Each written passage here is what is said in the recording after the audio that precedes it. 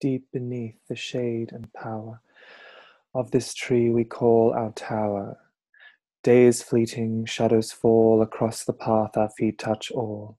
End to end the circle's path, blazing, shining as we laugh, dance the merry round with spark as we witches tread the dark.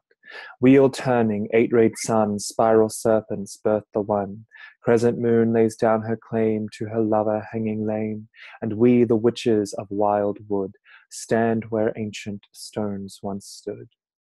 And now the greening seeks the grove, and that which rests in treasure trove.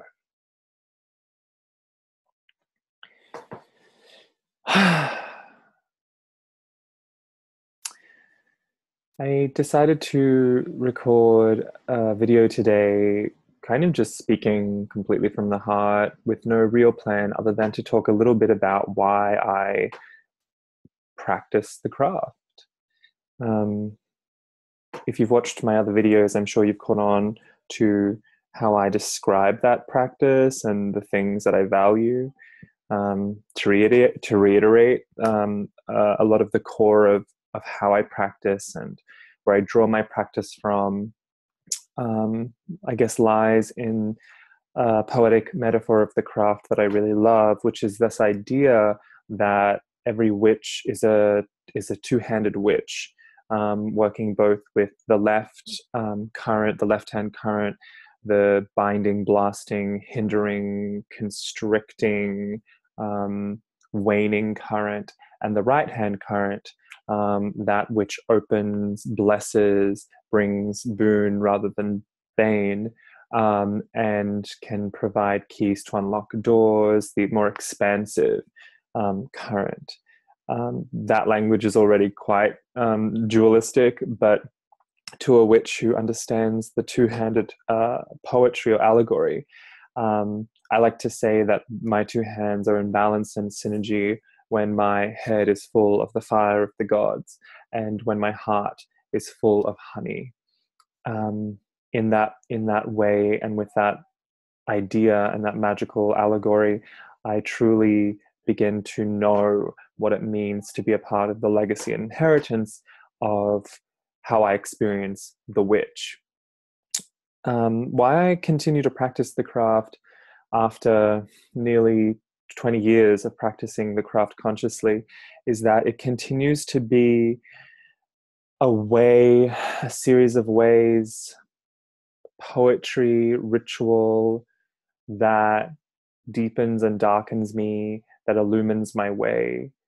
I find continuous mystery, empowerment, rigor, vitality, the kind of challenges that if I choose to do the work to confront them, to wrestle with my demons, to yell at the gods, to curse existence, if I get real with who I am, then I get real with the craft, and the craft gets real with me.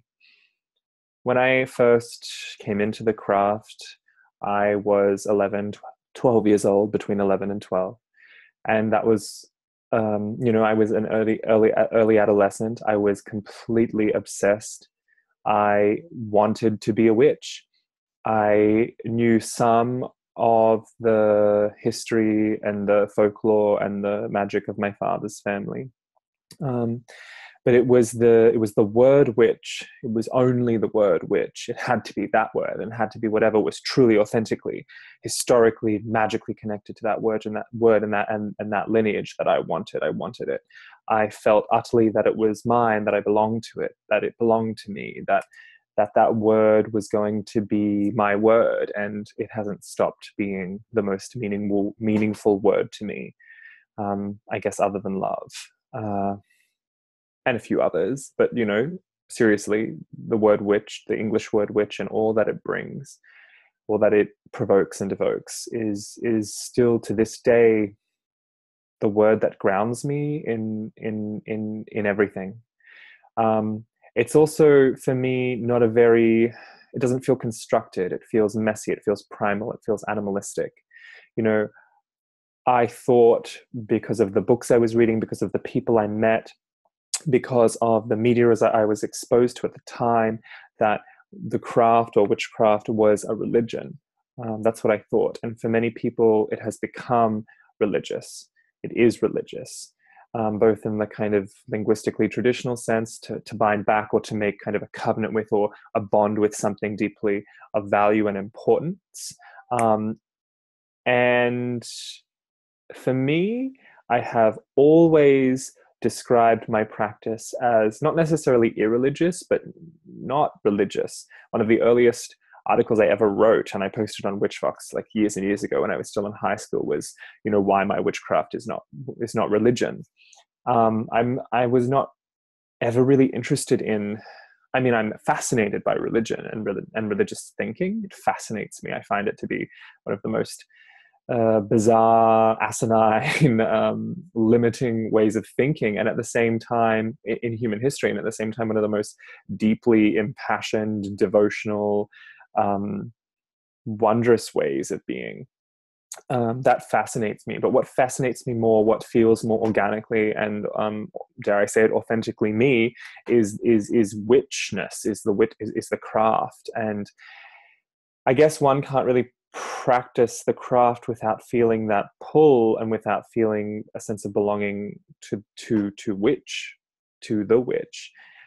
Different houses and traditions and lineages of the craft describe that history and legacy differently, but the stories and the constellation of the myth that draws me the most is the idea of the witch blood, really. And no, I am not talking specifically about a special kind of blood type that flows only in the families of those who are born to be witches. But it is my observation that everyone who is a witch is born that way, and that through a series of revelations we discover what that means for each of us in our lives. Some of us become initiated by red thread rite, the idea of humans initiating humans.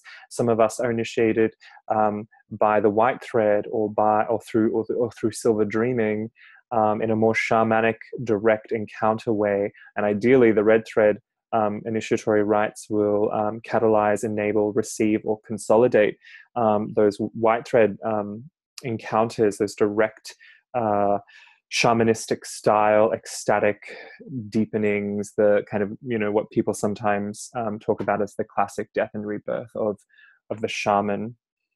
I hold both of those initiations to be very dear, and I've had several initiatory experiences in both of those ways. And to me, the white and the red are braided inherently.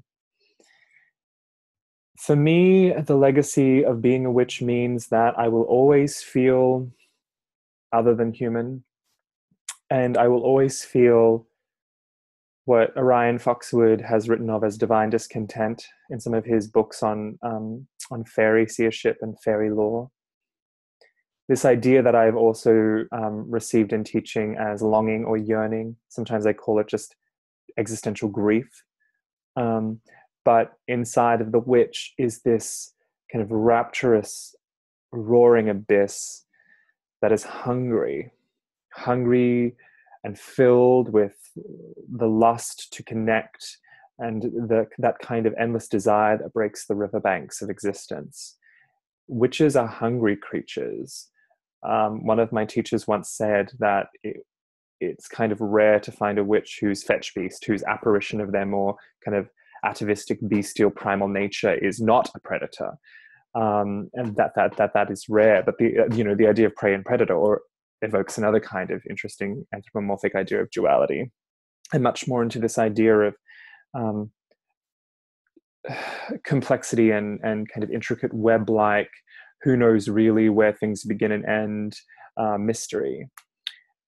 I genuinely feel and have experienced time and time again that the heart of what I call God herself, Grandmother Weaver, the void, the all and nothing, providence, fate, I feel that her heart is in the shape of a witch. I feel like witches were dreamed into being by fate herself, to be agents of fatefulness. Historically, witches have been connected to the beings that we call fairy. And that word comes from a word that means fate. And so we can interpret that in many ways: knower of fate, keeper of fate, tender of fate. And there are several witch trial records from the persecution eras and the witch hysteria era in Europe that link human witches with the appellation of being called a fairy woman, a fairy doctor, they who ride with the good women, in the same way that we might call the fey folk or the fair folk or the she folk the good neighbors, in order not to offend if they are listening, and in order to do that kind of superstitious, folky, vague way of speaking at something by speaking to the side of it, so that we don't incur wrath, or that bad luck doesn't come upon us, in the same way that, if we say something maybe too boastful, we knock on wood.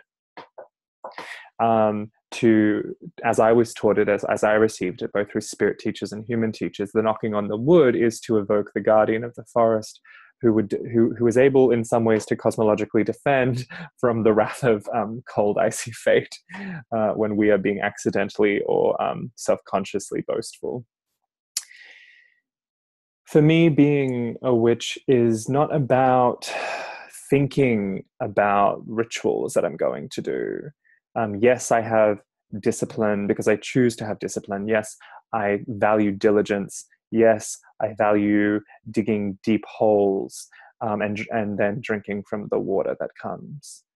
But being a witch is just being a witch. One is made of it. It is the kind of poetry and meaning and no meaning and orientation that comes with knowing who your ancestors are, with knowing your true name, with discovering that novel that basically just mirrors your entire soul story and mythic landscape internally, and you're shocked because how could this author on the other side of the world understand anything about the rites of passage and the trauma and the revelations and the deep intimacies and simple moments that you've had, and yet there it is in a novel on pages before your eyes and kind of pressed into your heart. Therefore, witchcraft for me is human, is very, very human. I've been a student of the Anderson Fairy tradition for 7 years this month. This December 2017 marks 7 years of formal study in that tradition. And one of my favorite kind of memories or quotes of Victor Anderson, one of the progenitors of the modern fairy tradition in the United States of America, is spoken of in T. Thorne Coyle's Evolutionary Witchcraft.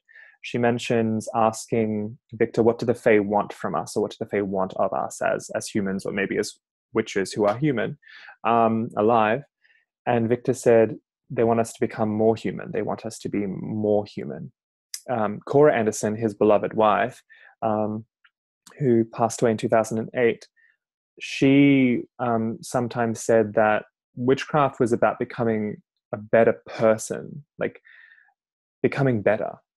And I kind of really connect with this, what some people would call simplistic idea, this idea that actually the craft, the art, is a way to refine ourselves, is a way to sophisticate, and I mean to grow wise about who we are.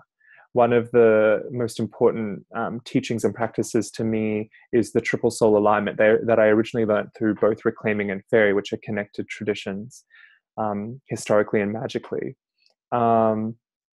And which I practice in a very, in a Wildwood variant that connects it to the cauldrons, the three realms of land, sky, and sea, and the ancestors of blood, land, and craft or tradition or inspiration. And the reason that is so important, significant, fundamental, basic of the base to me is, and the thing that I make sure I do every day, several times a day often, is that it tells the story of my origins, of how how this one, what we call body, is an eventuation, is a happening, is an agreement, a covenant, out of the alignment of the coming together of these three souls. It tells a story of my genesis, and it also tells a story of the possibility of my unraveling, and the possibility of mastery, and of hopefully one day becoming one of the hidden company, one of the mighty dead, one of the powerful witches, who understands what perfect love and perfect trust really means, who understands that even beyond the grave, we can help to inspire, guide, and aid and defend our brothers and sisters in the art. I take that very seriously. The craft for me is an infinite treasure trove of wealth, of of power. You know, I think I sometimes say this flippantly to people who discover I'm a witch. I say, you know, there's a reason people hunted us. There's a reason people didn't like the idea of witches. And yes, that word has utterly been quagmired in all kinds of histories and politics and persuasions and biases and prejudices, coming from within and without those who might have been called or labeled or self-identified as witches, or identified others as witches and sought to sort them out, or sought to kill them, or sought to extinguish them. You know, witch is a problematic word. It's not clean. It will never be clean. One of the reasons there is so much contention inside of the modern Western witchcraft community, which is a very self-conscious network of people, and a self-reflective network of people, is because there are many kinds of witchcraft that have been revived and reconstructed and continue on in a more discreet or clandestine way. And they all bump up against each other because they're telling slightly different stories, and they're kind of hanging on to slightly different narratives. But you know, the one of the reasons that witches of my ilk kind of react sometimes to the more popularist or populist kind of sanitized versions of kind of, you know, popular Wicca, not British traditional witchcraft, but kind of eclectic variants of Wicca that you can get out of any old book you find accidentally, is because it sometimes parrots this idea, disseminates this idea that witches are just like anyone else, that witches are not harmful, we're harmless, you know, we're practicing this ancient pre-Christian religion, which is just not true. It's bullshit. Like the idea that witchcraft is the continuation of an ancient Stone Age, pre-Christian, pagan, universalist religion, like it was kind of the same but in different iterations in every bioregion or locale, is just not true. Because when you look at what is said, all those concepts, all those words, they mean things. One is looking in the wrong place if they're looking for that with the continuation of witchcraft. I mean, witchcraft has literally never gone away, and witchcraft has survived in Europe and places where European people have gone. And of course, witchcraft does not just belong to Europe, even though the word witch is an English word and has that history. You know, anywhere that Europeans have gone and invaded and annexed and stolen has been affected by ancient and folkloric and Christian ideas, or Islamic ideas of what sorcery and witchcraft are. And this has influenced and affected and catalyzed all sorts of other movements of magic, sorcery, spirit work in places that are very much not European at all. Witchcraft is complex. You know, that's it. There is no one right way to be a witch. There is no one right way to do it. There are a multiplicity, kind of an infinite array of traditions, of non-traditions. There is no need to even be in a tradition. You know, this way we talk about traditions as if they're kind of our kind of modern version or parallel to the Protestant idea of denominations. I don't like to think about it that way. It's more about who I covenant with, and in this world and the other worlds. which spirits I come into alliance with. And sometimes it's just really irrational. I happen to be have been initiated into 3 traditions of the craft. I practice mostly in wildwood and reclaiming, and I am also very, very much involved in practicing in Anderson Fairy, but I'm not an initiate of Anderson Fairy. And all that aside, and everything to the between and on top of and underneath everything I just said, for me, witchcraft is a story. It's a story I tell myself. It's a story that weaves through me as a human being, a complex human being relating to other complex human beings and beings that are not human. It is a story about fate and breaking the commands of fate. It is a story about realizing my divinity. It is a story about exalting my divinity and your divinity. It is a story about transgressing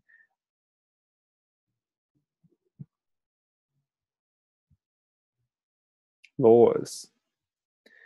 It is laws that seem imposed as if by some archon, some overlord who has decided this is the way. Witchcraft is inherently rebellious, but only in the context of overlords and archons and these beings or these people or these systems or these ideologies that dominate with ideas of their own supremacy and their own righteousness, dominate entire landscapes, entire continents, entire planets with their own agenda, and usually an agenda that would have everything else align with it or else. Witchcraft will always fight that, and witchcraft will always be problematic to those kinds of agendas, those kind of supremacist, totalitarian agendas. And therefore, any witchcraft that says this is the one true craft is kind of shooting itself in its foot, like it's oxymoronic. No witchcraft can be bound up in an edict like that. Again, we're messy, monstrous animals. We're primal. We're made up of red hot blood, and we're made up of talon and claw and feather and tooth and ideas. And I'm not sure how you can really trap those, although many people try. And the story of witchcraft, to me, can get quite specific. It can begin to really go for the intersection of fallen angel, biblical, apocryphal mythos, Middle Eastern ideas on that, with fairy faith ideas of Western and Northern Europe and Southern Europe and Eastern Europe, with the migration and the indentured servitude of marginalized peoples from Europe into new worlds, the invasion, the colonization, the complete subjugation of those worlds and the people who are native to those lands. It is a story of hidden companies in clandestine quarters under the cloak of night. It is a story of broomstick and cauldron and knife and key and skull. It is a story of the Sabbat, this mass hysteria on the continent of Europe, this idea that witches meet each other at this orgiastic baby-killing revel where we, kiss the ass of the devil, who is usually in the form of some black goat or black man, who is seated next to this, beautiful, stunning, radiant fairy queen. This story is powerful and deeply true and deeply resonant for so many of us, and it haunted the imagination of many European countries and people. It's a story of familiar spirits. It's a story of pacts with demons. And what does that mean? Look up the etymology of that word and how that evolved. It's a story of malevolence and maleficence and of cursing our feudal lords and oppressors. And it's a story of truth and revelation, meeting who we really are, making love, having our hearts broken, gathering plants, knowing what is poisonous, knowing what is good for us, knowing how to administer when needed, both either or. It is a story of liberation most of the time. I think ultimately for me, that is really where it is. Not emancipation, like so many really important social and political movements have been for marginalized groups of people. Emancipation is really important. Liberation. No one is free until everyone is free. I truly believe that. I truly know that on some level. I'm not sure I've completely unraveled that, because I think that is the work of lifetimes. I think that is the work of forever. And freedom, seeking the way of liberty, seeking the way of liberation, seeking the way of sovereignty, which is so implicit and intrinsic and innate to witches' understandings of the world. You know, just yesterday I was kind of just going on and on and on in response to a housemate's question on what, alternative universe or like virtual reality would you want to live in. And I got confused by the question, because I often am in very sensuous, tangible experience in many realities, as a witch, as a spirit worker, as someone who could be called shamanistic. And so I paused, and then I went, well, my future vision for this planet and humanity, and how we work with and ally with and covenant with other species on this planet, has a lot to do with this idea that concepts of sovereignty and consent would not even need to be spoken or articulated anymore, because they would be the very bedrock of who we are. And I'm not so sure, are humans inherently violent in the sense of does like a need to subjugate and oppress other people? I'm not so sure that's true. I think the dream of witchcraft is really the dream of liberation, and of the liberating, therefore, of the powers and of the just being who we are. We all relate in this ecosystem, in this eternal, ever deepening, ever dissolving, ever awakening cosmos, or series of cosmoses. I don't really know or care, as long as I'm encountering it. And the craft helps me to hone my will, focus, and bring my entire body to the altar of encounter. That's really, I guess, what its technology is. Its technology is to bring us to encounter, to directly relate, to intimate. And if you can do all of that, then yeah, it makes sense that you can call the winds and tie them up in knots and sell them to sailors. It makes sense that you can look into the dark of the moon, or an obsidian bowl, or an inky dark water, and see other times, other places. It makes sense that we can conjure and call upon other beings, spirits, mysterious ones. It makes sense that we can become possessed with deities and speak as and with and for and by them to each other. It makes sense that we can meet the devil at the crossroads and win the keys of cunning. It all makes dramatic and obvious and simple sense. You think the world of the witch is one of the most truly human worlds that this planet has ever known, and it's not going anywhere. There are constant, revivals of it in the popular imagination, and even if all the modern, variants or variants, iterations of witchcraft suddenly died, if there were still humans around, there would still be the wind, there would still be the earth, there would still be the spirits, and it would just all keep going. So, to any overlord or oppressor or system or ideology or entity composed of that bullshit that can hear me, be aware. Witchcraft is dangerous.